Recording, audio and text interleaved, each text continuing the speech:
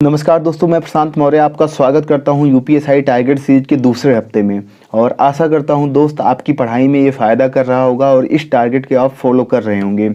और आपने इस हफ्ते में, आज मंगलवार है तो आज आप टारगेट अपना पूरा कर रहे होंगे। और ये जो टारगेट होने वाला है अगले 2 दिन का, बुधवार और बृहस्पतिवार का होने वाला है।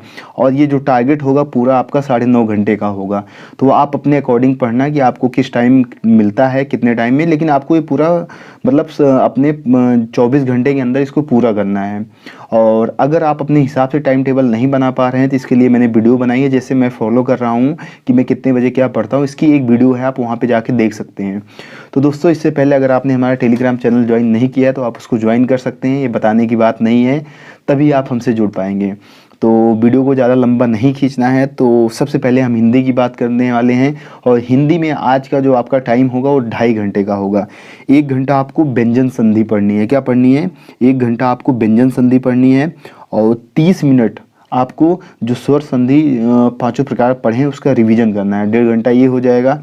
और आधा घंटा आपको 10 नई पर्यायवाची पढ़नी है। और आधा घंटा आपको कवि एवं उनकी रचनाओं को पढ़ना है। तो ये 2.5 घंटे का आपका हिंदी का शेड्यूल हो जाएगा। फिर इसके बाद मैथ्स का, मैथ्स में आप अगले 2 दिन का फिर वही टारगेट होगा कि 1-1 घंटा दोनों दिन नंबर आप जीरोज की प्रैक्टिस करनी है। और 1-1 घंटा दोनों दिन आपको क्या करना है, रिमाइंडर थ्योरम की प्रैक्टिस करनी है, जिससे कि अच्छी सी पकड़ हमारी बन पाए।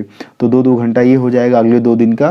तो मैथ में 2 घंटा हो जाएगा आपका, मतलब 2 दिन में जोड़ेंगे तो 4 घंटा हो जाएगा। और 4 घंटा ये हो जाएगा। और जो 2 दिन ये बीता है 8 घंटा, मतलब 8 घंटा ये 2 टॉपिक के लिए बहुत सफिशियंट है। अगर आपके पास क्वेश्चन नहीं है तो मैंने पीडीएफ दी हुई है, आप उससे करो।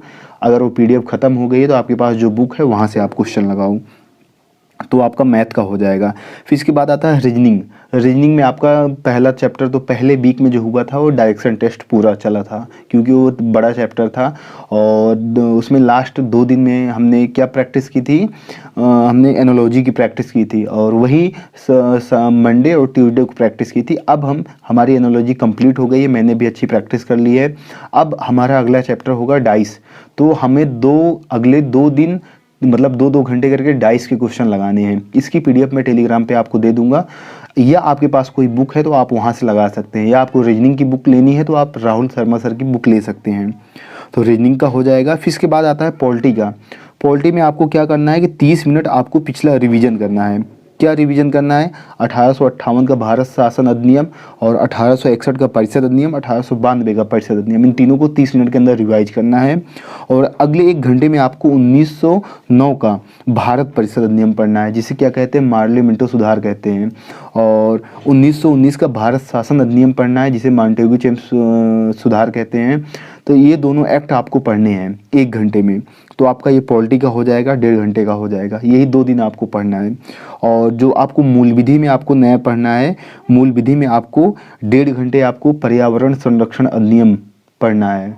अगर आपका ये अच्छे से कंप्लीट हो जाता है तो आपको जो आधा घंटा अपना फिर से घरेलू हिंसा संरक्षण अधिनियम का रिवीजन करना है। तो ये मूल विधि का पूरा हो जाएगा। तो ये पूरा मैंने कंप्लीट बता दिया कितना, ये 9.5 घंटे का शेड्यूल बना हुआ है। तो आप इसको फॉलो करना। और मतलब ढील मत, बिल्कुल मत देना कि हाँ कि 1 हफ्ता मैंने कर लिया है कि अब यहाँ पे लगातार अपने आप को कम करते जाए। कोशिश करना दोस्त आप पूरा इसको मतलब टारगेट को अचीव कर पाओ उसी दिन, अगले दिन के लिए मत छोड़ो। क्योंकि जब आप अगले दिन के लिए छोड़ते हो ना, पीछे का आपका इकट्ठा होता जाता है।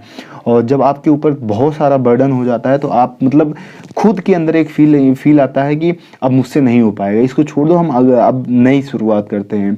तो ऐसा नहीं करना है, आपको लगातार निरंतरता अपनी पढ़ाई में बनाए रखनी है।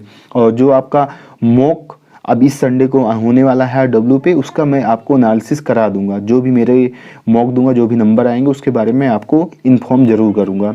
और जो कुछ भी आपका डाउट हो आप हमसे पूछ सकते हैं।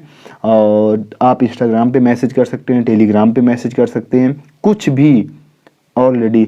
और किसी भी सब्जेक्ट की आपको पीडीएफ चाहिए तो मैंने सारे सब्जेक्ट की पीडीएफ शेयर की हुई है टेलीग्राम पे। आपको पूछना नहीं है कि भैया ये पीडीएफ नहीं है।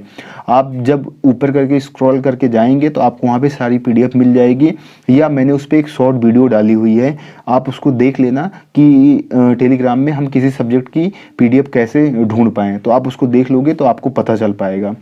आशा करता हूँ दोस्त आपको ये वीडियो पसंद आई होगी, और वीडियो पसंद आए तो वीडियो को लाइक करना और एक प्यारा कमेंट जाते जाते करके जाना। ओके दोस्तों, नमस्कार।